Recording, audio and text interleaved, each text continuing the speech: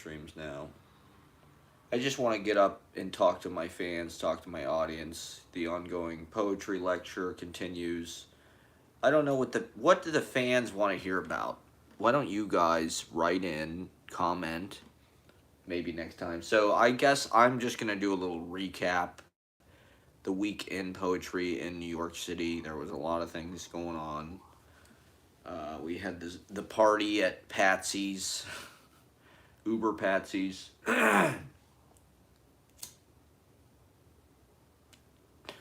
That was last night. Frank Sinatra's favorite restaurant. That was wild and eternal. I felt like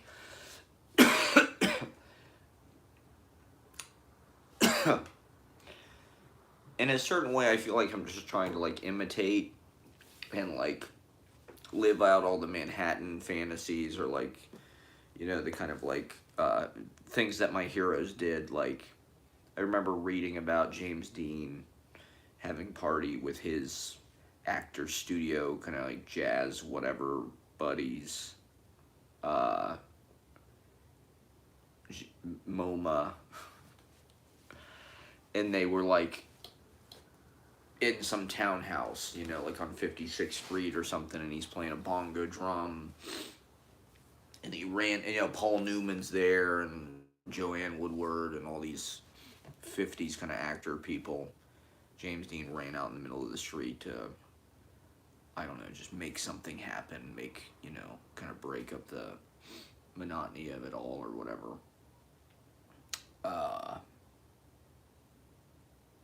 So to me, I mean, even though I lived in New York or Brooklyn since 2010, well, I guess New York, for me to go to a party at 56th Street and 10th Avenue is kind of novel. Or I guess it's 7th Avenue. It's right near Columbus Circle, 8th Avenue.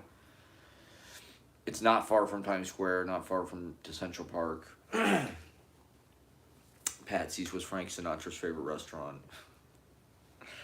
So, we did a lot. We covered a lot of ground. There was readings, there was music, there was jamming, there was bongo drums, there was freestyle rapping, there was green screen, there was Twitch streaming,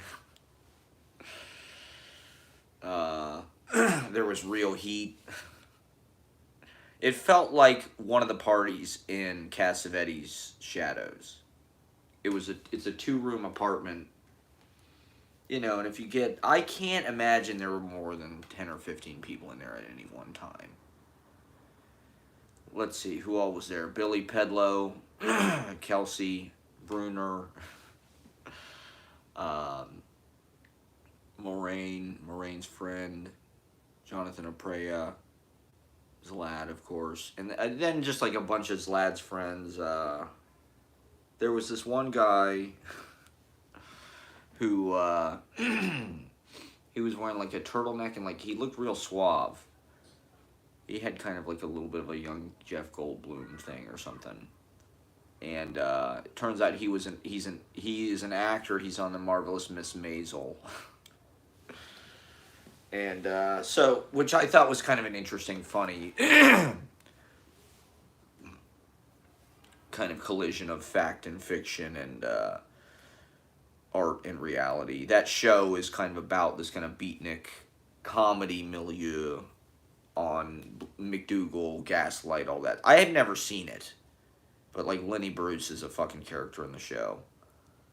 And so lo and behold, this guy who was on the show kind of steps out of it into our beatnik kind of comedy. I'd never met the guy. And so I did this set. It was kind of nuts. I microdosed, which may have had something to do with it. But like, the libations and the reefer, it was wonderful. It was just like, you couldn't top it. I mean, it was just like, it was just like, it was like it was basically the same thing. I mean, obviously not as big of a space, but like, it was basically the same thing as like a sludge party to some degree. Or a last resort party or a portal party, like,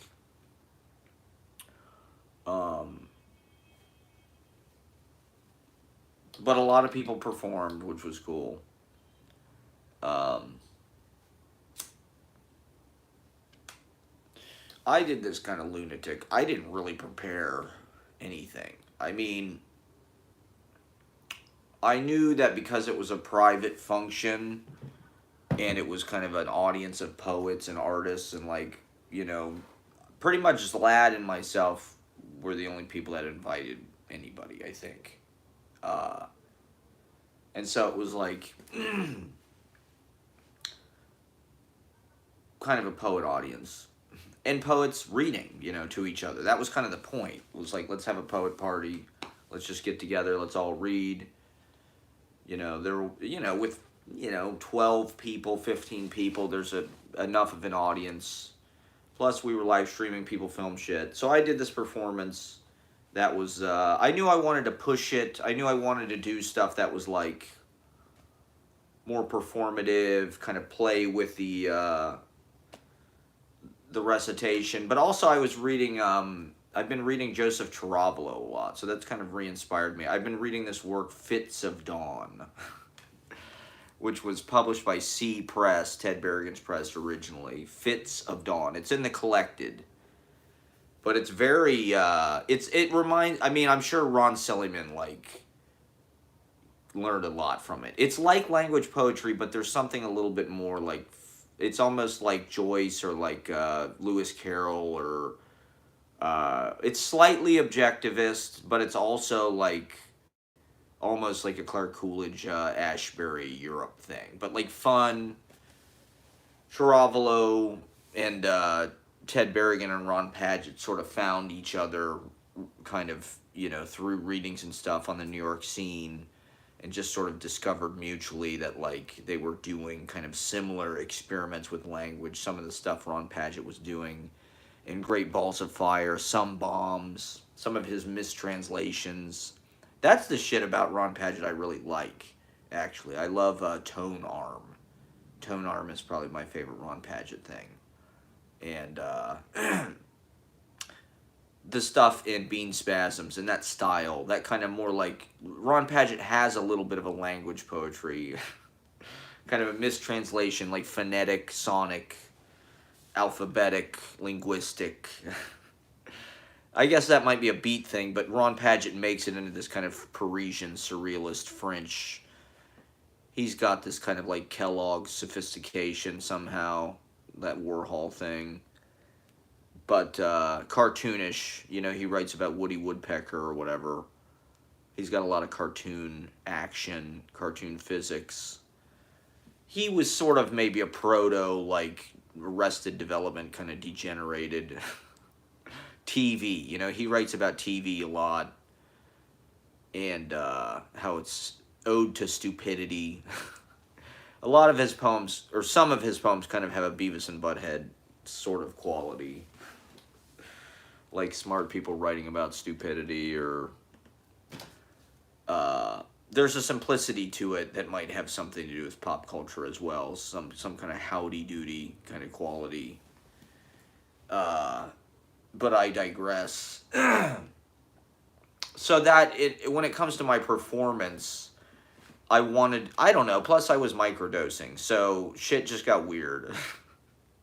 It got real weird real fast. I didn't know what the fuck I was doing. I just really doubled down on, like, the emotion. I really dug in on, like, whatever the fucking emotion or whatever it was I was feeling. It became more of, like... about just being super alive and kind of pushing whatever my, like, energetic kind of, like, whim or, like, whatever my energetic kind of intuition, wherever that wanted to go, I just kind of followed it and I kind of pushed it. And so I got into some interesting... It was almost like... It was almost like an acting exercise in a certain way. Like I said, there was this kind of James Dean actor studio kind of party element that I was sort of feeling. Like I said, Cassavetes, kind of shadows. Method acting poetry, right? Really living the part, right? and reading the poem like a method actor, meaning you're using your sense memory. But also, like, it's like a Meisner thing where, like, so there was this one line in the poem about, like, I saw Tim Gunn at Bergdorf Goodman. And I don't know, it was nearby. We were near where I saw Tim Gunn at Bergdorf Goodman. I think it was on 7th Avenue near the park. And so it was like that line. A lot of what I'm doing with my poetry is whatever is in the immediate vicinity, or if there's people there, that's the poem I'm going to read. Because my work is meant to speak kind of directly to life and be from life.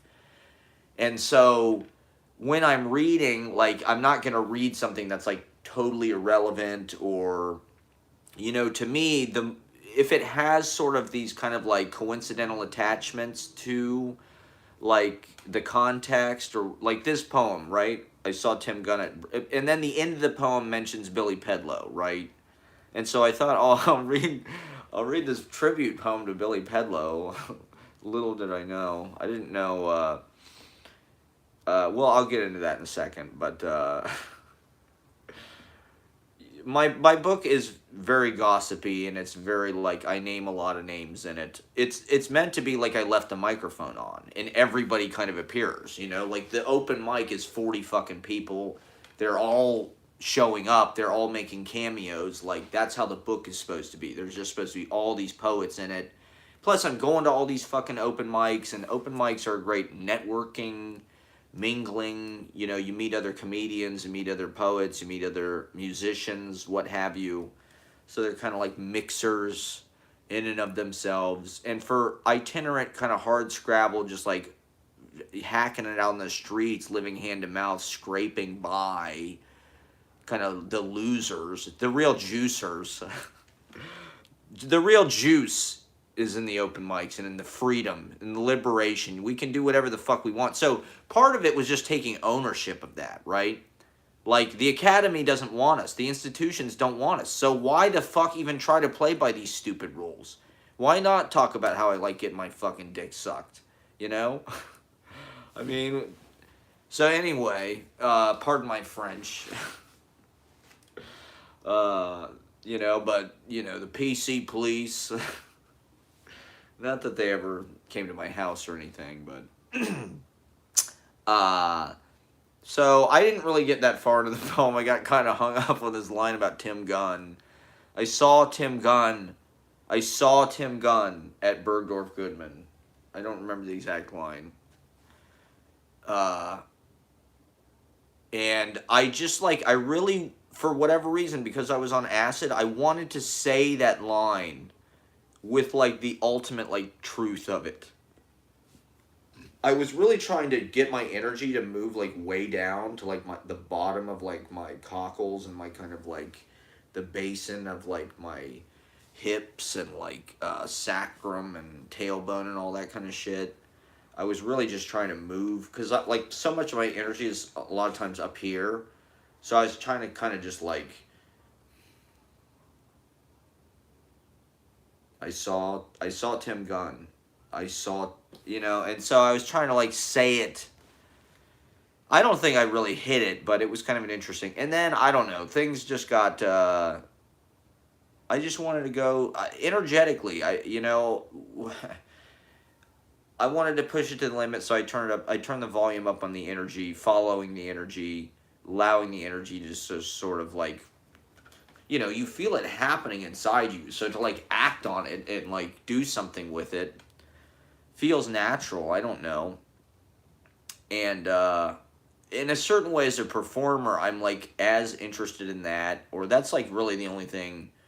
It's not the only thing I know how to do, but that's, like, maybe the thing that, like, is different or something about the way that I try to do it. Like I said, there's an element of, like, method acting, where it's like I'm trying to re-feel. And the way I read my poems is like a script. They're scripts.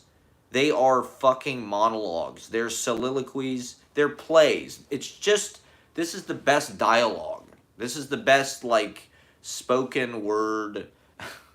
It's the best thinking. You know, plays, it's hard to include thinking in plays in sort of an organic way.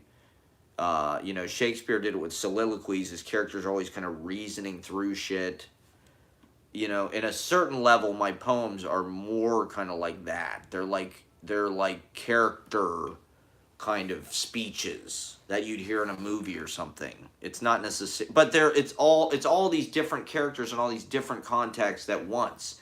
It's meant to be this big New York City of all these different people, and you hear the streets and you see the buildings and the cars, and you know, like a cacophony and sort of a multifaceted amorous polyamorphous hedra of just like, you know, as close to an infinitude of references and sort of point of views, and uh because that's how reality feels to me. It does feel very chopped up and kind of like hundred headed, and just like uh and so yeah, I got kind of nuts, and I pushed it. I wanted to go hard, and you know, with the open mic and with clubs and stuff, you know, when I'm doing 5 minutes at a stand-up comedy open mic, I probably would not have done what I did last night, because like it people would have, I don't know, like maybe I should, I don't know, but like people may think to me it's like I am always kind of like trying to like suit my fucking performance or my like work to the audience in a way that's maybe like outward directed, and like so I skipped ahead. Billy Pedlow was sitting right there. He's sitting like right next to me, and you know, this part of the poem is like a tribute. It's really meant to be about like liberation, and it's sort of the part of the legend. But I do have to admit, I did not necessarily anticipate how he was going to react. I mean, I suppose I do just kind of like freely use people's names and shit in my poems in a way that, like, because I do it at such a low level, and like, you know, nobody hardly has ever read my stuff that much to the point that it's ever been a problem. I mean, people will comment on it, like, oh, I heard you mention, you know, like that. I do have in my new book this thing where I mention Jennifer Juneau a couple, because I had read a poem that she was mentioned in a couple times that she had seen, and so I ran into her on the street, and she's like, "Oh, is this going to end up on one of your poems?" And I was like, "I don't know. Like, there is definitely a concerted effort. It's a New York school thing, right? This is a classic. This is, I would say, one of the primary identifying kind of trademarks of the New York school is that they mention each other constantly by name, and the fact that they are this little community, you know, to some degree, I'm trying to like will that into being by, you know, to be honest, I haven't really been a part of any kind of close-knit community, at least not until the last few months. Yet I was constantly mentioning people that I ran into or things poets said. I mean, I also think that's just something that, like, social media, like, you know, you capture that kind of shit just in life. But also, like, even predating social media, like, I do want to make sort of a movie, an autofiction about, even before autofiction and social media and all this shit, when I was in fucking high school, I did think, like, Kerouac, I think this is one of the things that's most interesting about Kerouac is it's autofiction. He really wrote the story of his life, right? Um, like all of his books. He was sort of modeling himself maybe on like Proust or like James Joyce. You could say that that shit is autofiction. Like, autofiction is not anything new. But like, I always thought that life was kind of more interesting than the kind of like genre or like, I don't know, aestheticized or composed version that you'd see in like movies or plays or whatever. Like, I was always trying to get things to imitate life, even before smartphones came into being and life became kind of like the de facto mode of everybody's kind of content. You know, that just sort of, like, I have a line in this book. I say, interested in realism, hold on. Interested in realism, then so is everybody else, like a tsunami coming to support your boogie board. That's how I feel about fucking autofiction, is like, I was interested in telling stories about reality and about consciousness, and because I'm a late bloomer, I didn't really start doing that probably until 2014, at least not in any kind of like really effective, finished way. And by that time, it was like, well, the whole, you know, internet, you know, Instagram, fucking phone thing had brought everybody kind of into that world. But even still, I'm still interested in this. And so my writing is really like an attempt to just like live my life, really. And make my life as good as it can be. And so I'd rather pay attention to the people that I know. If somebody I know, I mean, poets are remarkable people, the way they choose to live and the things they say. That is the poem to me. I'd like to capture it on video, but since I can't capture that in the moment, I can write it down later. So these are little clips, right? They're little clips of things that poets said to me, times I ran into poets. Like, I have that line about David Henderson telling me about The Flower Thief was originally supposed to be Bob Kaufman. That's something that actually happened to me. I was at Tompkins Library. David Henderson was at this reading I filmed. We started talking, and he fucking told me about fucking The Flower Thief was originally supposed, and so I put it in my goddamn book. I never heard that before. I mean, I could save that and put that in some kind of academic paper or something, but to me, that is the gossip, that's the juice, that's the poetry, kind of like, David Henderson's one of the greatest poets in the fucking world. Like, of course I'm gonna put that little nugget. That's my interaction with David Henderson, you know? That is the story. That's the memorable, and I think a lot of the times that shit gets lost, right? One of the things about our generation is we do have the opportunity to just like archive everything, record everything. So why the fuck not? And why not have work that reflects that? Why not write huge poem works that are poems, that aren't novels, that read like poetry but go on and on and on? And so that's, you know, my stuff is really autofiction. It's playing in that same space, but I write it in meter. And, well, not meter, but form, you know, in poetic mode. You know, the mode of thinking, it's not just, it's a mode of thinking, it's a mode of being, it's a mode of making choices through reality, how you use your fucking imagination and shit. And so, when you're a fiction writer, that's a whole other, like, economy. That's a whole other, like,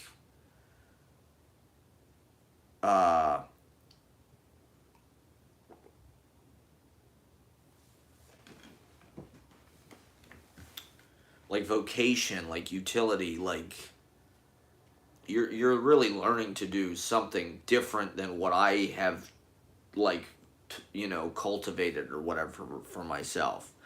So anyway, this poem mentions Billy.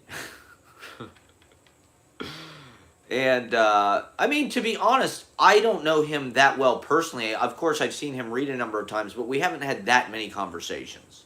So there really was not a huge basis for what I would have predicted how he would have reacted, per se. To me, there was nothing negative about what I said at all. It was just, to be honest, it was a portrait of, you know, it was a profile in courage. It was a portrait of, like, a heroic alternative lifestyle. That was the point. You know, the other night at Poetry at 12th Street Ale House, we were talking about this story in Chelsea Girls about Louis Warsh and Bernadette Mayer and Eileen Miles being in sort of a throuple. Throuple being the word of the week. Is that the Oxford English Dictionary word of the year? Throuple? Because it should be. Throuple is the word of the year, everybody. And so, you know, there's this story in Chelsea Girls about Eileen Miles was sort of in a throuple with Bernadette Mayer and Louis Warsh. Check it out. It's hot stuff. Chelsea Girls. And they also talk about it in I Must Be Living Twice, the selected. There's a lot of stuff in that. A lot of juicy gossip. And so, you know, I was not trying to put Billy Pedlow's shit on blast. You know, maybe I should take people's names out. Part of the transgression, I suppose, for me, is to put people's names in. That does seem like... First of all, it seems like the truth, and that's really what the point is, right? Is to tell the fucking truth. What could be more truthful than just telling exactly what the fuck happened? You know, to the best... No one's really done that. Everybody uses these, you know, even Kerouac uses alternative names and shit. He's always fucking, you know, it's Jaffe Ryder and all these, you know, kind of absurd kind of fiction names. Should I put fictional names in? Would that make it more fun? But the poem is a Cassavetes movie. It is like a party. This is something, you know, Billy Pedlow told me at a fucking reading in the backyard, getting wasted and shit. And like, it was an example to say, here's what poets do, okay? They live in sin, in throuples. And why not? Why can't that be a possibility? Here, I'm going to just put it in my fucking book. Here's the story. You know, it's just a little paragraph stanza of sort of reportage the next day. It's a diary. It's a gossip rag. It's Walter Winchell. I name drop Walter Winchell in the book. That was an influence. The kind of Ed Sullivan Sweet Smell of Success.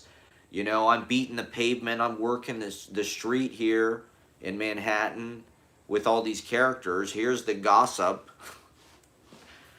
And but also, here's an example for the men's movement. In the, what was it?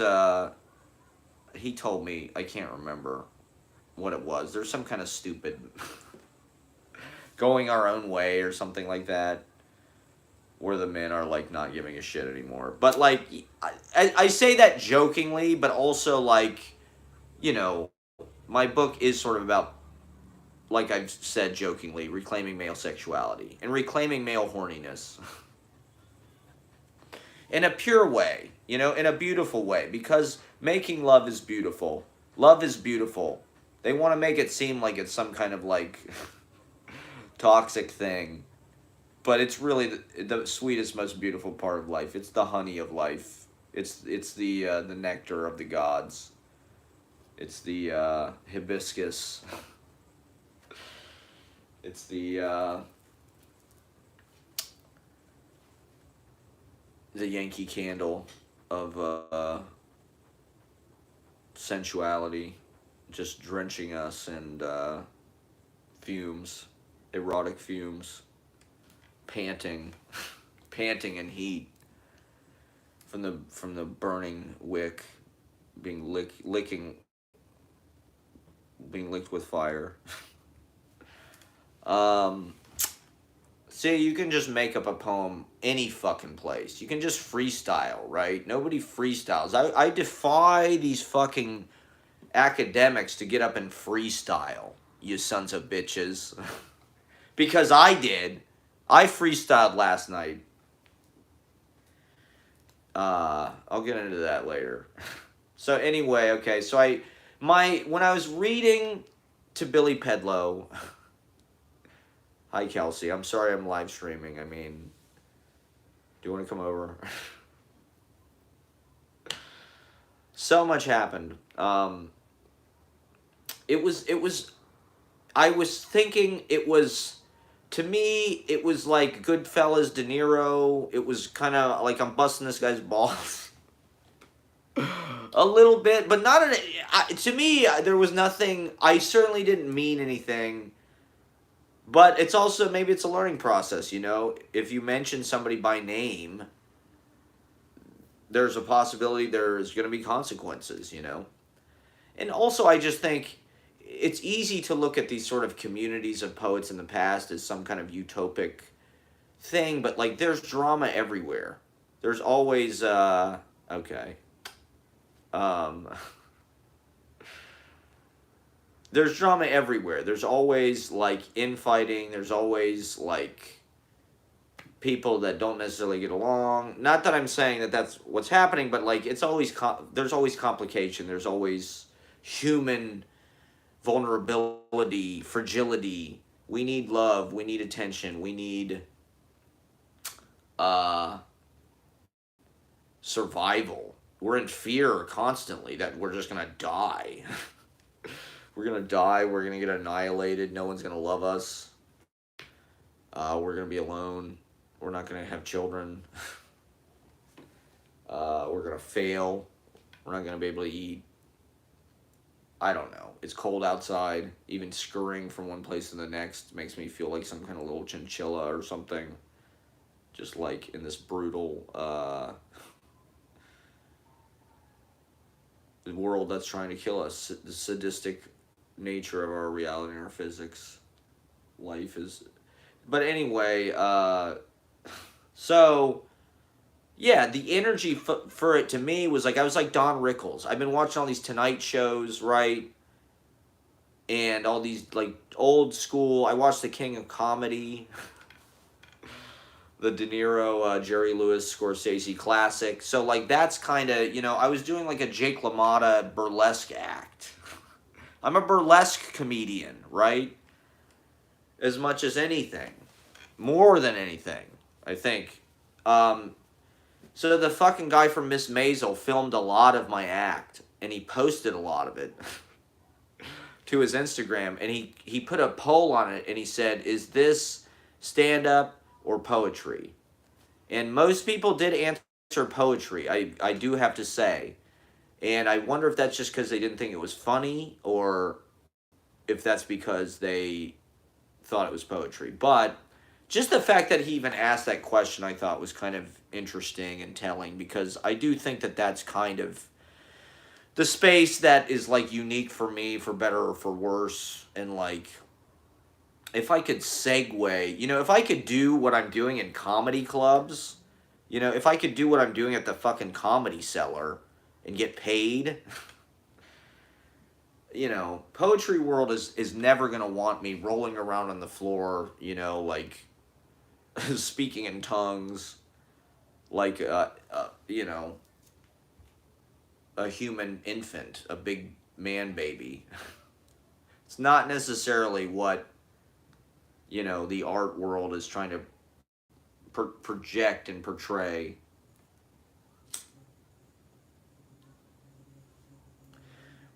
I think people, there should be self-representation. That's what the open mic is about. It's about self-representation. You come and you represent yourself. You don't need somebody in the media to tell your story. You don't need somebody in the media to fucking do it for you. You buy their CD or their book or whatever because it represents your story. Fuck, you tell your own fucking story. Get up at the open mic. I mean, everybody already is through fucking... But that's kind of the point of these parties and shit, right? Is to get everybody together, to just get the synapses firing, like passing around. So one of the things we were doing, right, is when we started, we just started doing exquisite corpses. Everybody had these markers. They were all different colors: green, orange, red, yellow, black. Big thick ones. Big thick, and then you know, everyone's drawing. Everyone's writing poetry, you know, the paper is kind of swirling around and being, you know, passed around, and everybody's adding, everybody's yes-anding, everybody's collaborating, everybody's in the colors, right? It's a psychedelic. I don't know if this is something to me like post psychedelic initiation, but like I do like having a lot of different kind of layers and touching a lot of different types. I try to touch as many different types of the brain at once and as many different types of experience at once. And so like by having all this stimulation, by having music going, somebody's performing, everybody's drawing, we're filming it. You know, people are having conversations, everybody's smoking weed, everybody's drinking, or whatever they're into. Um, you know, you're just like, or like later in the night, playing all these songs that are overlapping and shit, you know, playing hip hop beats, instrumentals with fucking, it's not for me to say Johnny Mathis, or with John Giorno over that, with Johnny Paycheck, all at the same time. You know, you're having all these weird kind of like superimposed, veiled, and so certain things kind of leap out. It's almost like an abstract expressionist canvas, you know, little shards, little kind of things peek through, and they all kind of, so you're hearing a lot of different things at once, and you're kind of selecting what to hear, or even it's kind of artificially giving you the impression you're selecting different things because certain things pop out at certain times. And so, you know, part of the point of the party, right, or the open mic, the whole point of it is to activate people, to turn them on, to get their fires burning. It's like you have the Promethean torch. I'm lighting you, I'm lighting you, I'm lighting you, you know? And then everybody else takes their fire, and they go light some more people on fire. And pretty soon everybody's on fire. And so, like, you know, everybody comes to the fucking party in New York. You know, these kids are from fucking Montreal and shit. You know, for them to come to some party at above Patsy's in Midtown. First of all, I do think the location was kind of like interesting. Like having it above Patsy's. Hold on, I'm gonna hit it real fast.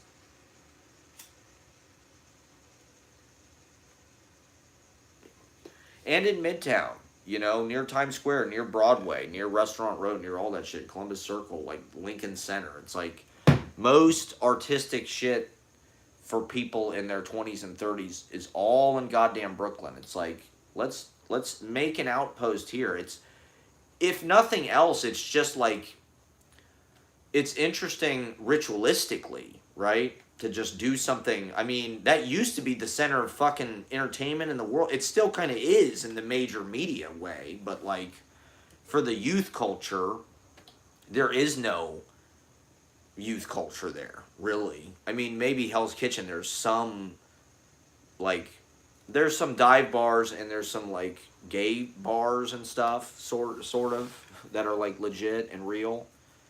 And there's like Broadway culture, but like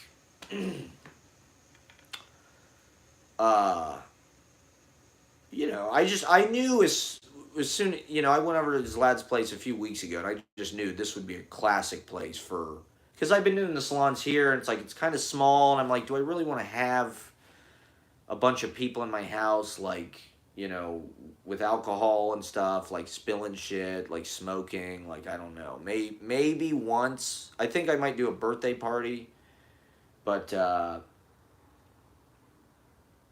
you know, his place, it's like an open floor plan, so it really kind of works. Plus, he's got all the equipment for, like, you know, he had all his fucking MIDI synth set up, and his, like, his microphone, and, you know, his monitors with YouTube, and amps, guitars, basses, fucking cellos, banjos.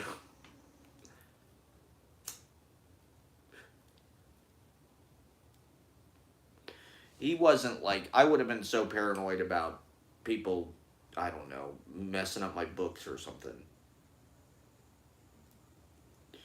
But, so anyway, like I said, in my mind, when I'm roasting, I didn't even think about it like roasting. I really just thought about it like, it was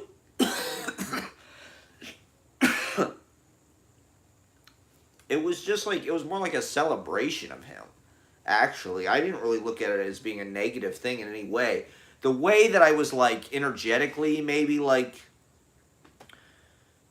when I'm performing, and this is something that's occurred a couple times this week, is like I'm very serious about, and just like my energy is like very high, and like, if anybody tries to like stop me or get in between, like, I don't know, like my energy is like probably gonna, like my dad, right? He's a bass player. I think I get this from him. It's like if somebody fucks with the stage, somebody gets on the stage, he's like knocked people off the stage and shit before. He'll just tell you like, get the fuck off my stage or I'll kick your ass.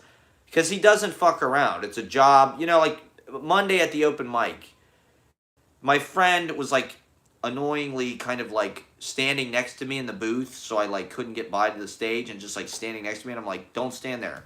And like she wouldn't leave. And it's like, don't fuck with my show. Is all I'm saying. Don't fuck with my show. Like, I'm serious about it. And so I don't know, like my energy, I mean, particularly last night, my energy was like, I was just turning it up pretty high, like, because it was a select crowd of kind of like crazy poet people, and it was vetted. I mean, if the only two people that like really invite people are Zlad and myself, probably everybody there is going to be nuts. Or like a Burning Man, kind of like enlightened, psychedelic troubadour, like a jongleur, kind of like traveling yeoman, performer, scribe, channeling, trying to see through, work around the kind of like insanity and compromise and illegal, criminal, homicidal, machinic, like Borg of what we're faced with in the technological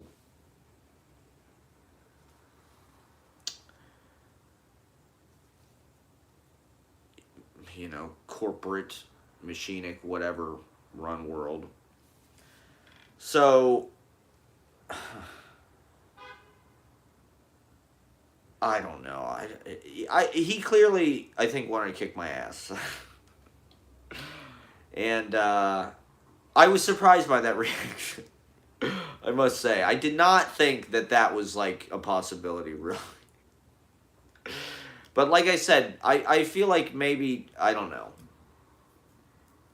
That's his right, to react however he wants, Well, the other thing, right, is his poetry and his readings are also very kind of like in your face and like kind of provocative or like, antagonistic even, I would say.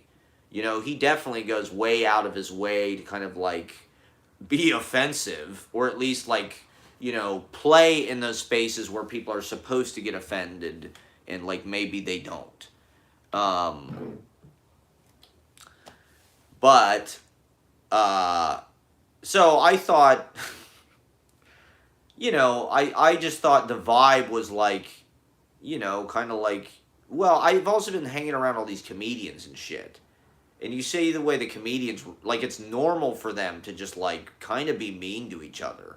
Like, I don't know if this is a good thing or a bad thing, but, like, to some degree, the comedy thing is, like, a little bit of a refuge for me because, like, if you go to these open mics and shit, it is a lot of, like, these kind of, I don't know if I'd say wounded, but, like, dudes. It's, like, toxic dude energy.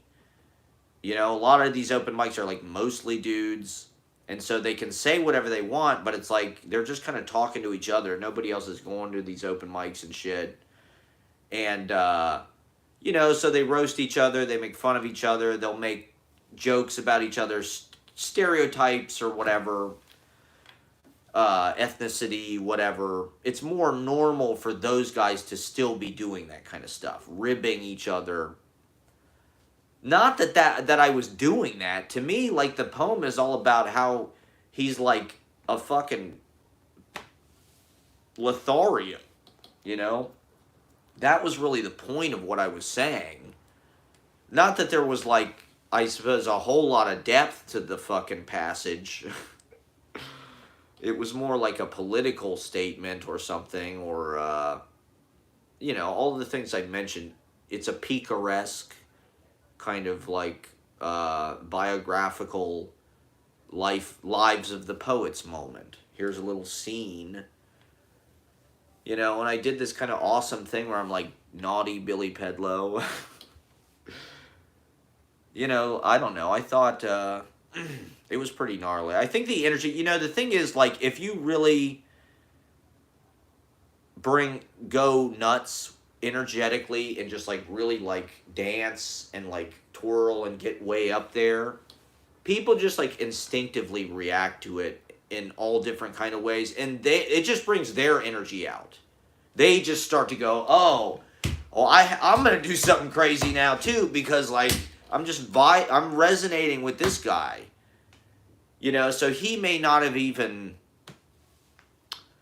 been reacting, although he was, like, surprisingly hurt, I think, and the thing that I thought was very remarkable about it, first of all, as soon as I was done, I think he grabbed the thing, or did he go to the bathroom first? And then he, like, grabbed my shoulder, and he's, like, standing over me, and he's holding my shoulder, and he's, like, really, like, squeezing it, like, twisting it. That's a moment where I was like, oh my God, he's really angry, because I'm on acid. So I think it just, like, transferred that kind of anger through my shoulder. And I'm like, he's going to kick my ass or something. And he's standing over me, so I, like, cover my face. I covered my face with my notebook and shit, like this, because I was just like, he might start wailing on me. Like, or slap me or something. It was a wrestling moment. It was very much, like, this is another dimension, psychic layer, perhaps, that kind of manifested this, because I've been living in wrestling world so much that, like, this was kind of like a kayfabe. We were using a real storyline, and it's like, was he actually pissed? He was gonna actually paste that guy. He was gonna paintbrush that motherfucker. He was mad. The real heat, played into it. And so, who knows? This might only be the beginning of sort of poetry. It's like rap, those guys are all feuding and shit and, like, dissing each other and shit. I didn't intend it to be a diss, like I said, in any way. It was like, it was meant to be a tribute. It was a hagiography. It was a glorification, or a meant to be kind of like a tribunal tapestry of, like, here's the glory of fucking what you could only fantasize about doing with your life. But I was idealizing it, right? I didn't know that much about it. And so, he didn't punch me. To his credit, it was the right thing to do, to not punch me. But he went away for a couple minutes, and when he came back, he read this piece that was, like, very powerful and very, like, real. And, like, it wasn't, like, a joke. It was all about, like, how this girl became, like, she was getting fucked in the shower, and, like, her face was going into the cold water. And then she, it was all about how she became, I don't even know, a drug addict, or, like, just, like, the long slide of, like, how her life fell apart and this and that. It was real. It wasn't like, oh, I'm living in a throuple. Oh, it's like fucking, Hugh Hefner and his, like, 8 girlfriends or whatever. It's like, no, it's like, once again, this is real life. Like, it's not just, like, some idealized thing. And here's what actually happened. And, like, I am, like, the way he read it and what he did, you know what I mean? The move that he made was very impressive, because it was like, it was a composed and smart reaction. And it was like, to be honest, it's like he's kind of doing the thing that, like, I don't know. I don't really go to those places in my poetry, to be honest. I stay in kind of funny surface. I talk about deep shit, I hope, but, like, I really don't, I don't know. There's just something, like, missing. The poetry part. Like, what he read had a lot more kind of, like, it was moving, maybe, in a way. I don't know if my stuff is, the way my stuff is, it moves you is, like, way more like, jazz hands. Or some kind of, like, tap dancing kind of thing. I don't know. When I started out in poetry, it was like this thing that had, like, way more sap and kind of, like, sadness, solitude, deep feelings of, like, melancholy, being alone with God, being alone with nature, and, like, living in sort of, like, a more, I don't know, depressed or, like, serious or, like, sacred, I don't know. There's some element of it that, like, I, like, I don't know. Now I try to live in happiness and joy and laughter and smiling and, but I don't know. Maybe I'm,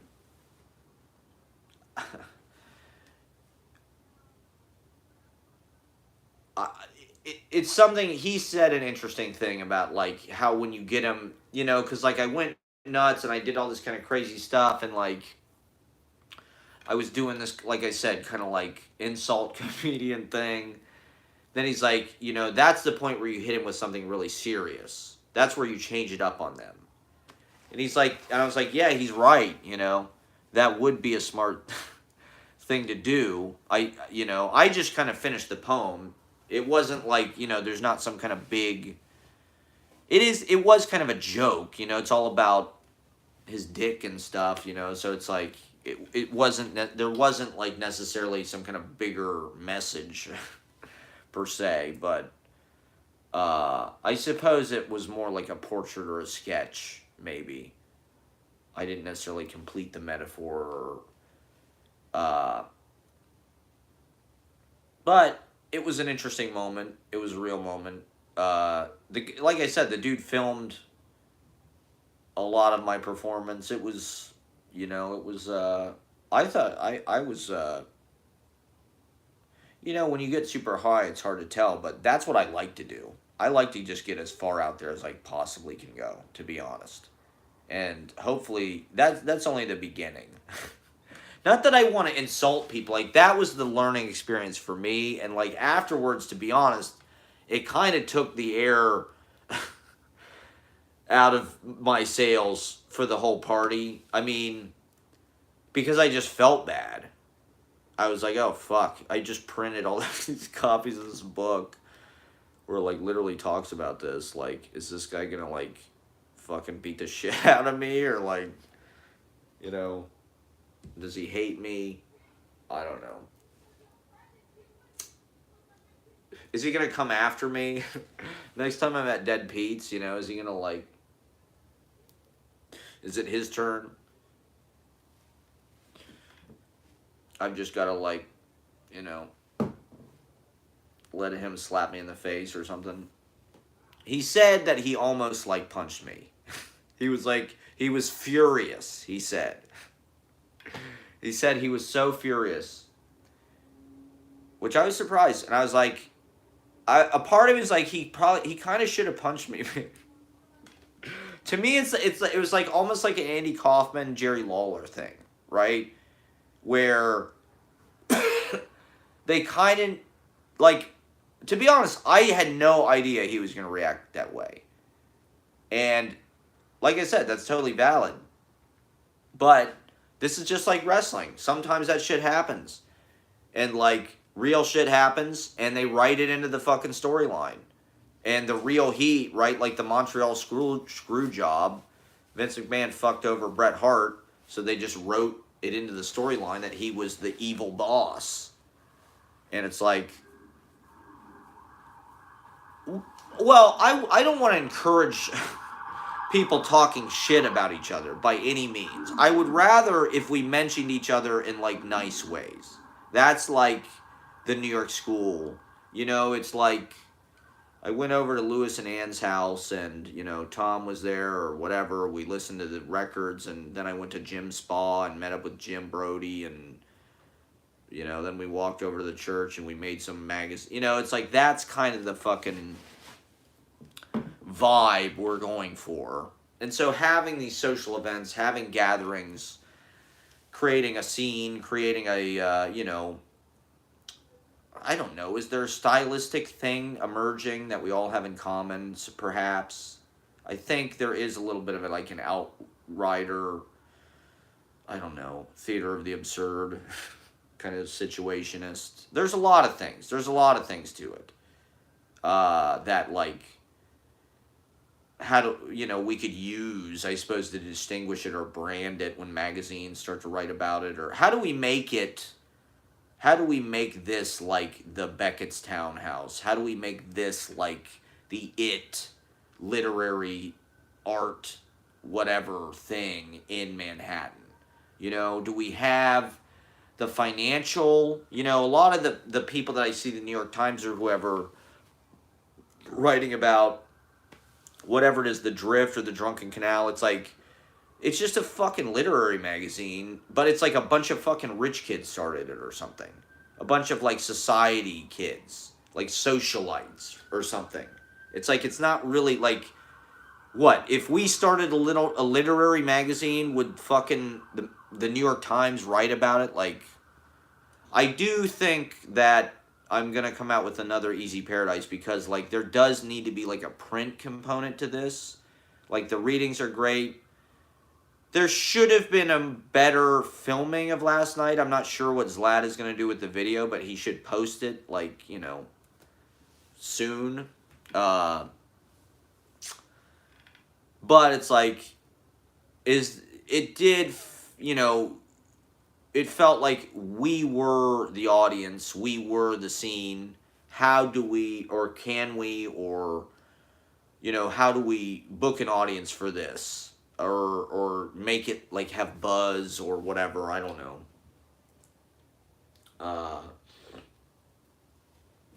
I think the parties are a step in the right direction. Using the green screen is a step in the right direction. Making original content with the green screen, making, he's good at like making kind of finished sounding electronic computer, like just shit you can post.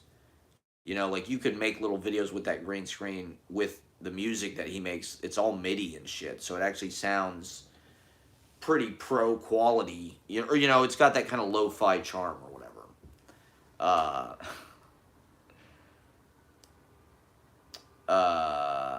Yeah, I don't know. It's like, it's exciting doing all this fucking poetry stuff. I mean, the thing is, and maybe this is just an excuse, but like, lately the excuse I've been using is like at these parties I kind of just like to watch for whatever reason. Like I just find it like a lot of work to socialize with people, to be honest. Like I do think what am I autistic or like schizophrenic or like whatever, I don't know, but like I like performing. I don't know, I feel like I'm better at that. Like after I had done that insane thing and sort of like flopped around on the floor in front of everybody and just like went absolutely ballistic. And especially because Billy was like mad, or like, he did not react that positively to it, let's say. Or I don't know, he just, he had conflicted. Like after that I felt kind of like I had exposed myself in front of everybody. It's hard to look people in the eye after you do that kind of stuff. After the show, it's hard to like be normal and like, because I don't know, I'm just super awkward about like, I'm waiting for compliments because in my mind, I mean, maybe this is insane, but in my mind I'm like, I just killed it. I just did something unbelievable. Like, I don't know if these people have ever seen, I mean, I thought I did something. The one guy said it was like the best fucking reading he'd ever been to. or something, you know? And like I said, he filmed a lot of my performance. So, like, you know, on the one hand, you're afraid to push it that far because you're like, this is pretty weird. Or at least, I don't know. You're yelling, you're screaming, you know, like, what right do you have to do that? You know, like, it is a little bit like, is it a little bit like, look at me, look at me? Like, is it a tantrum? Is it a, it's, to me, I suppose it is that, but it's also just about, like, exploding the energy of the room. Once again, so everybody kind of feels license after that. You know, the idea, once again, is to get everybody method acting, to getting them reading it like they feel it, like they mean it. It's magic. These are spells. You know, life is real. Poetry is real. What we say predicts the future. What we say causes the future. What we say is like magic incantation. And poetry is like the highest essence of the fact that we've all chosen to do this, and we are making this sort of like sacred circle of, like, to be honest, we're all kind of unlicensed artists. You know, it's not like we have some big shot coming in and like validating what we're doing. I think that's part of what's beautiful about it, is we're all just like mutually